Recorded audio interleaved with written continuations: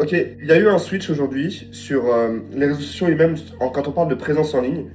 Et je voulais en parler parce que, en fait, c'est ultra profond. Et je vais vous expliquer pourquoi aujourd'hui on voit beaucoup plus de formats RAW. Et en fait, il faut comprendre pourquoi ça fonctionne, ok? Quand je parle de RAW, je parle de format brut. Avant, sur les réseaux sociaux, vous pouviez avoir de l'acquisition en organique uniquement avec un compte agence, avec un compte brandé de manière professionnelle. Quand je dis professionnel, en fait, je parle de branding, ok? Du bleu, du violet, des stories à la une bleue, une photo de profil à la LinkedIn avec le fond jaune, là, dégueulasse, fond jaune, fond bleu, fond ce que tu veux. Et en fait, c'est plus le cas maintenant. Parce que avec l'arrivée de l'IA sur le marché, ce qui s'est passé, c'est qu'on a commencé à voir des logiciels qui faisaient les montages tout seuls, des IA qui faisaient les vidéos tout seuls, ok, des contenus totalement générés par IA, enfin je pense on les a tous vus, les singes là. Maintenant, on peut même faire des face swaps, je sors de la douche donc désolé si je... Hop. On peut même faire des face swaps. En gros, genre là on est en train de tester ça sur le compte de l'agence. C'est un peu cher, ça s'appelle iFeel, un truc comme ça. Et en gros, tu peux face swap le visage de quelqu'un d'autre. C'est ultra puissant parce que du coup, par exemple, moi, mon associé, je me perds un peu là. Mais mon associé, il veut pas montrer sa tête. Et donc, ça lui permet de faire du contenu sans montrer sa tête. Bref, ça marche pas très bien. Ça marche vraiment pas très bien parce qu'aujourd'hui, les gens veulent de l'humain. Et c'est tout le point sur lequel je voulais aborder justement. C'est que les gens veulent de l'humain. Comment tu fais ressortir le plus possible l'humain? Merde. Comment tu fais ressortir le plus possible l'humain dans ton contenu? Le format RAW. Et le format RAW, c'est pas de montage brut. En fait, c'est du contenu qui n'est pas préparé en fait. Plus tu prépares ton contenu, plus tu le montres, plus tu te caches derrière de la forme, moins tu vas créer de confiance parce que le mec, il va se dire, ton prospect va se dire, putain, il s'est préparé. Il a écrit un script juste pour moi. Il a monté les vidéos juste pour moi. Il s'est créé même un branding pour que je trouve ça stylé. Bref, il essaye de me vendre un truc. Tu vois. Et ça, c'est juste à cause de l'arrivée de l'IA, tu vois. Je pense, c'est Tougan Barra qui en parlait. Il en parlait en 2023, je me rappelle. 2023, on est en 2026, les gars. C'est ouf à quel point ce gars avait de l'avance. On va dans une polarisation entre l'extrême technologie et l'extrême humain. Et si on applique ça au contenu, extrême technologie, vidéo montée à l'IA, vidéo créée par l'IA, vidéo générée par l'IA, enfin tout ce que vous voulez, tout ce merdier là, format RAW. Et format RAW, c'est format brut, plus humain, parce qu'en fait, tu te sens plus connecté, tu te sens mieux connecté à l'humain, tu vois. Quand le gars, il prépare pas son script, il te parle comme ça, c'est plus humain. Tu vois, moi, j'ai allumé la caméra, je fais tout freestyle. Tu vois. Et en faisant ça, tu crées une connexion avec ton audience, une réelle connexion. Je pense que là, c'est plus important de créer une connexion par rapport à avant. Des mecs qui savent très bien le faire sur les réseaux sociaux, c'est les influenceurs. Euh, Quand on parle de format RAW, tu sais, on parle souvent de prendre son téléphone. Enfin, moi, c'est ce que je- j'apprends à faire à mes clients, en fait. Être à l'aise face caméra, à l'iPhone, et dans leur journée d'entrepreneur, pour que ça leur prenne le moins de temps possible, ils sortent leur téléphone et ils font leur contenu, et je leur montre à quel point cette manière de faire du contenu est ultra puissante, avec tout ce que j'ai parlé avant, et même du fait que, bah, ils n'ont pas besoin de se poser 1 à 2 heures dans une salle, avec une caméra, avec des scripts préparés, apprendre un script. Non, tu le fais dans ta journée, comme ça. Et ça connecte avec l'humain, tu vois. Bref, je crois que je parlais des influenceurs. Les influenceurs, je pense que vous avez tous vu l'ère des influ-voleurs, ok? Je vais vous expliquer pourquoi je vous parle de ça. À cette ère-là, c'était eux qui arrivaient à créer le plus de confiance. Ils étaient sur Snapchat et absolument leurs promotions se faisaient là-dessus. Et il y avait un taux de conversion de fou. Tu vois, à l'époque, je faisais du dropshipping. Il y avait un taux de conversion de fou. Yomi Denzel en faisait également beaucoup. Je crois que sa première influenceuse, dites-vous, c'était qui avait fait la promotion de ses produits à Yomi. C'était Lena Situation. Tu vois, on en avait parlé dans un podcast. C'était Lena Situation. Et Maintenant, si vous regardez, on se tourne beaucoup plus vers ce format-là de contenu. Pourquoi? Parce que ça va créer de la confiance. Et aujourd'hui, c'est vraiment encore plus un game de confiance. Est-ce que c'est pas une IA? Parce que le gars, il va se poser une question. Est-ce que c'est pas une IA derrière ce contenu, tu vois? Est-ce que le gars, il a pas scripté son contenu? Est-ce qu'il essaie pas juste de me vendre un truc, tu vois? Et donc, faut faire super gaffe à ça, tu vois. Faut vraiment se dire, là, il y a eu un changement, et je pense que ça a choqué beaucoup de gens, parce que moi, j'ai vu des mecs que j'admirais avant en contenu être totalement paumés et se faire outperform par des gars qui attrapaient juste leur téléphone. Et eux passaient des heures à faire leur petit montage vidéo, à scripter leur vidéo, changement de plan, gauche-droite, gauche-droite. Alors que c'est plus ça que les gens veulent. Mais psychologiquement, ils ne le veulent pas parce que ils l'ont trop vu. Mais je pense qu'ils ne le veulent plus parce que ils ont vu mieux. En fait, on a été habitué au contenu où genre tu te poses la question si c'est de l'IA ou pas, tu vois. En fait, je fais ce parallèle avec l'IA parce que c'est vraiment ça, genre c'est extrême technologie, extrême humain, aller dans l'extrême humain et dans l'extrême humain pour construire de la confiance et c'est cette confiance-là qui va faire acheter chez vous. OK? Et pour construire la confiance, bah il faut faire du format super brut et que vous montrez plus d'humain. OK, je me suis fait un petit café vite fait, je fais une petite pause, mais comment faire transparaître plus d'humain dans son contenu et sa présence en ligne? Première chose, le branding et l'optimisation de son compte Insta. Si vous allez sur Insta, ok, tout le monde est passé en mode humain. Tu vois. Et en fait, quand je parle d'humain, c'est que il n'y a plus ce truc de compte professionnel et compte personnel. Ça n'existe plus. Ok, à moins que vous ayez un compte privé, voilà, pour vous et vos potes. Mais tu sais, tes posts que tu faisais avant entre amis, pendant tes voyages, etc. Maintenant, tu dois beaucoup plus les poster sur ton compte professionnel. Et en fait, ton compte pro, c'est ton compte perso en même temps. Tu vois. Tout est dans l'humain. Les stories et la une sont optimisées, c'est de l'humain, ok? Quand je monte client, je fais une story bulle client, je vais pas mettre un putain de logo Canva. Non, je vais mettre une photo de moi et mes clients. Tu vois, client. Je vais mettre une photo de moi. Voyage, c'est pareil. Ok, je mets un peu de lifestyle. En fait, il y a tout ça, tous mes carousels. C'est pareil. C'est de l'humain, il y a un putain d'humain derrière, tu vois. Au-delà d'être un mec qui fait du consulting et qui a une agence de clipping, je suis juste un humain. Ok? Et dans mon contenu, ça se ressent. C'est-à-dire que un humain, mec, t'achètes pas à une entreprise. Plus personne n'achète à une entreprise. Tout le monde achète à une personne. Les gens achètent du Aurélien. Les gens vont acheter du toi. Ils vont t'acheter toi. Ils vont pas acheter ta boîte. Ils ne vont pas acheter ta boîte. Ok? Surtout sur... comment dire? Sur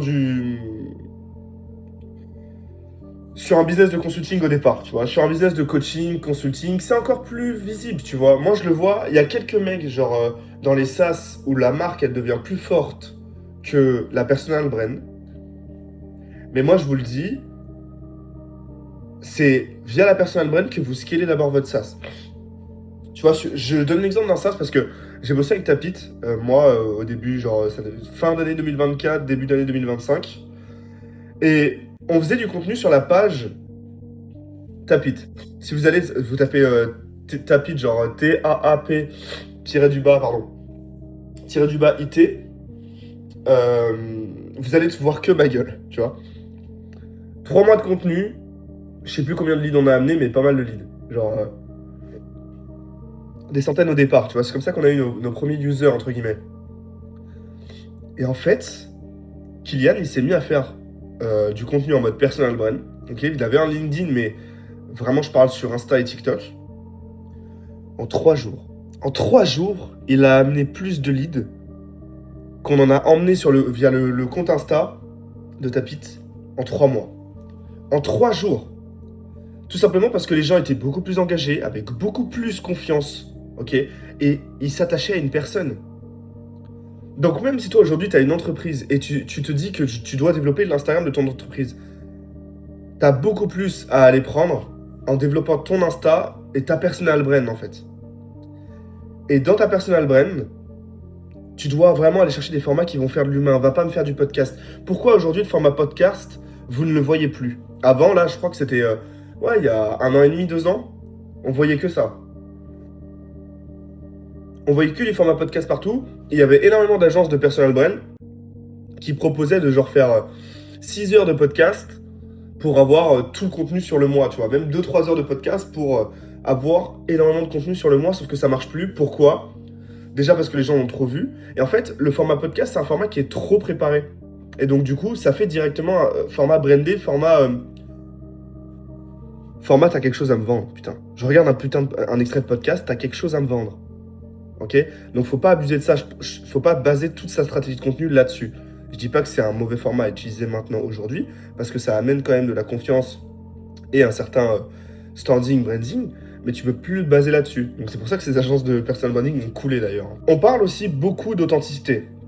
Alors authenticité, c'est un nouveau mot utilisé maintenant en personal brand, sauf que c'est très peu compris, enfin par pas mal de gens, tu vois.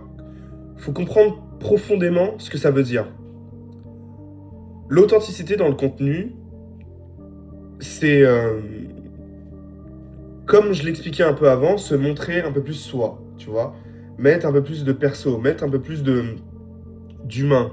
Et authenticité, c'est une bonne manière de faire du contenu authentique, c'est prendre votre caméra et de faire du format sans montage, d'accord? Avec très peu de montage, là il y aura juste 2-3 cuts et les sous-titres qui sont là, mais sinon, il n'y a pas de montage en fait. Et ça, typiquement, c'est un type de contenu authentique, mais il est plus documenté, tu vois. J'ai pas écrit de script, j'ai rien écrit, je suis freestyle face à ma caméra, mais il est un peu plus documenté parce que je parle à la cam. Une bonne manière de faire du contenu non documenté, en fait, non préparé, ok? C'est tout simplement de se filmer quand vous avez une discussion, tu vois. Moi, souvent, j'attrape mon téléphone, ma DJI, quand je suis en call de consulting sur mon ordinateur, je prends mon téléphone et je filme. Je pense que vous avez vu quelques formats passer comme ça. Et je pense que c'est vos formats un peu préférés. En tout cas, c'est ceux qui vendent le mieux.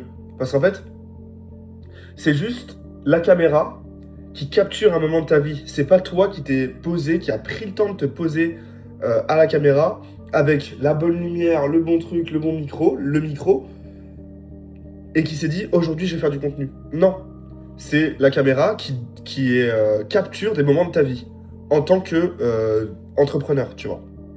En tant que consultant, entrepreneur, coach, ce que tu veux. Et du coup, c'est beaucoup plus pertinent. Parce que toi, du coup, tu vas faire du contenu pertinent sur le sujet parce que tu es en call, par exemple, avec ton client. Donc ton client, il a des questions que son prospect se pose aussi. Ok? Il se pose tout seul. Et le prospect, lui, en regardant ton contenu, il va voir que tu réponds à ce gars-là, il va voir que tu réponds à ses questionnements aussi, tu vois. Et tu y réponds de manière non intentionnelle. C'est-à-dire que l'intention derrière le contenu n'est pas hello, je suis là pour te donner 3 conseils et en fait, moi j'ai un truc à te vendre. Donc clique sur mon lien en bio, abonne-toi et après, vas-y, on jump sur le call et je te close, mec. Non. T'as juste chopé ta caméra, tu l'as posée là pour filmer ton contenu quand tu parlais à ton coaché, enfin à ton élève, pardon, à ton client, et tu captures le moment, tu vois. Parce que tu te dis, tu vas dire des choses pertinentes, que ton prospect, en fait, que ton audience cible, que tu veux cibler toi avec ton contenu, c'est ce qui va le percuter. Et voilà. Et en fait, c'est une des manières de faire du contenu authentique. Authentique, non scripté, et qui peut être de bonne qualité. Parce que contenu raw ne veut pas dire contenu bâclé. Un autre contenu que vous pouvez faire également, c'est le contenu face caméra à l'iPhone. Alors ça, je pense que vous l'avez tous vu. Moi, je le ponce un maximum, ce format-là. Et c'est un format qui est ultra intéressant. Et qu'est-ce qui crée psychologiquement dans le cerveau des gens? Il montre également que vous n'avez pas préparé votre contenu. C'est-à-dire que tu as juste attrapé ton téléphone et tu as enchaîné. D'accord? Vous êtes souvent, ce qui va être intéressant, c'est de le faire en mouvement. C'est-à-dire que vous sortez d'un rendez-vous, vous sortez d'un call client, vous sortez de je sais pas où, bref, vous êtes dans votre vie d'entrepreneur, vous avez juste attrapé votre téléphone. Et putain, c'est génial à regarder parce que vous incluez les gens dans votre journée. C'est trop bien, c'est comme si tu regardais un petit bout de vlog. Ce que fait Marvin Ndiaye en postant 15-20 fois par jour. Il se met juste à pas poster de vlog, mais en fait, c'est un vlog complet de 15 épisodes par jour, tu vois. De 15 extraits de l'épisode par jour. En gros, t'as une journée, c'est un épisode, et genre t'as t'as 15 bouts de cette journée-là, tu vois. D'ailleurs, qui poste un peu en désordre, mais tu t'en fous après, en fait. Parce qu'encore une fois, il fait du contenu avec ses clients, donc c'est du contenu qui est pertinent pour ses prospects. Et attirer des prospects qui sont qualifiés et que tu vas nurturer, parce que tu vas répondre de plus en plus à leurs objections, à leurs questions, à leurs problématiques, et il va se dire, mec, c'est ce gars-là que je dois payer pour qu'il règle mes problèmes. C'est ce gars-là qui va régler mes problèmes. Et Marvin, j'adore ce... Genre, le gars, il va se dire, Marvin, j'adore ce gars, et je le connais déjà. Ok, tu connais déjà Marvin Ndiaye sans même lui avoir parlé. Il a 280 000 abonnés. Genre, 5%, 10% lui ont parlé. Le reste, ils lui ont jamais parlé. Mais par contre, ils le connaissent par cœur. Ils savent où il habite. Il a montré sa maison où il habitait avant. Ils savent son histoire. Ils savent ses journées. Ils savent tout. Ils savent comment il fonctionne. Ils savent comment il gère ses clients. Ils connaissent ses avis sur différents sujets, sur tel ou tel sujet, ok. Il allait chercher de la clivance, pareil, ça j'en parlerai dans une autre vidéo, mais quand on vous dit d'être clivant pour aller chercher du tofu, c'est juste se positionner sur des sujets. Bref, ils vous connaissent, ok. C'est ça que vous devez aller chercher dans votre contenu. Que les gens vous connaissent avant même de vous avoir parlé. Et c'est ça qui va créer de la proximité. Cette proximité, en fait, l'authenticité, c'est un calcul simple. L'authenticité va créer de la proximité, qui va créer de la confiance. La confiance va amener à la vente. Enfin, c'est ces trois éléments-là, en fait. Authenticité, proximité, confiance et vente. C'est tout. C'est tout. Alors, vente ou pas vente, dans le sens où il y a des gens qui vont du coup vous aimer ou non. Ok. Mais tant mieux. Parce qu'en fait, ceux qui vous aiment pas et que vous closez, vous avez sûrement déjà closé des mecs, ils n'étaient pas forcément chauds, etc. C'est les pires clients. C'est les pires clients. C'est les pires clients. Si vous les avez forcés par je ne sais quel mécanisme en closing, c'est les pires clients. Vaut mieux bosser avec des gens qui vous apprécient, du coup vous allez apprécier, vous allez apprécier travailler avec eux, et tout va bien rouler, et votre business il va scaler en fait, super facilement. Bref, j'ai fait cette petite vidéo là parce que je voulais vraiment essayer de vous faire comprendre ce que c'était, en fait, la psychologie derrière tout ça, en fait. D'où ça vient, cette tendance de faire du contenu authentique. Vous entendez partout faire du contenu authentique, raw. Mais il faut comprendre d'où ça vient. Il faut comprendre pourquoi. Et il faut comprendre aussi l'importance de le faire aujourd'hui. Voilà. Et que c'est pas si facile que ça, en fait. Vraiment, même moi, là, vous voyez, je fais cette vidéo YouTube. C'est plus compliqué de faire du format long en format RAW, parce que du coup là j'ai parlé pendant 15 minutes sans script, sans rien, que de faire du format court. Mais une fois que vous maîtrisez cet art-là, déjà vous devenez une machine à contenu. Donc les idées elles viennent toutes seules, parce que les idées elles viennent de votre journée. Et vous créez vraiment une proximité, une réelle communauté, ok.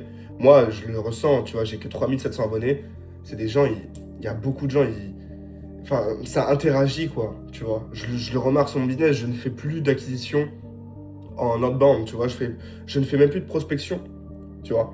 C'est que de l'inbound, via des séquences de story, et je parlerai un peu plus du système de conversion. Là, je voulais vraiment parler du contenu, du virage sur le contenu authentique, tu vois, d'aujourd'hui. Mais c'est ce qui permet aujourd'hui à mes clients et à moi, et même à d'autres, en fait, vous le regardez sur le marché, je prends l'exemple encore une fois de Marvin, de chiffrer sans faire de prospection, ok. Vous avez déjà reçu un DM de prospection de Marvin? Non. Et c'est pas grâce à ces 15 contenus par jour. C'est en partie grâce à ça, mais le volume de contenu que vous envoyez tous les jours, c'est juste un élément amplificateur d'un bon contenu, ok, qui met de l'humain, met de l'authenticité, de la proximité, et donc va créer de la confiance, et donc va créer de la vente.